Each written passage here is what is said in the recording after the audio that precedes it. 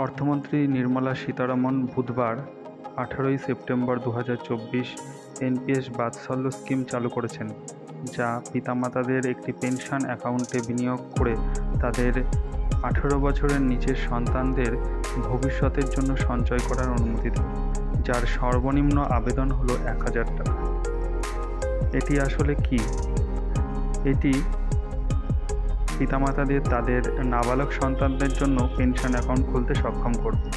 স্কিমটি pension fund regulatory and development authority FPRD এর অধীনে পরিচালিত হবে এবং যে নতুন নিবন্ধিত অপ্রাপ্তবয়স্কদের জন্য এই স্কিমটি নেওয়া হবে, তাদের একটি প্রাণ কার্ড ইস্যু করা হবে। 18 বছরের কম বয়সী শিশুরা একটি এনপিএস বাৎসল্য অ্যাকাউন্ট খুলতে পারবে, যা স্বয়ংক্রিয়ভাবে 18 বছর পূর্ণ হলে নিয়মিত যে এনপিএস রয়েছে সেই অ্যাকাউন্টে রূপান্তরিত হবে এবং 60 বছর হলেই অ্যাকাউন্ট থেকে পেনশন আসতে শুরু করবে। এটি নিতে গেলে শিশুর বয়স কমপক্ষে 18 বছরের নিচে হতে হবে। পিতা এবং মাতা উভয়কেই ভারতীয় নাগরিক হতে হবে।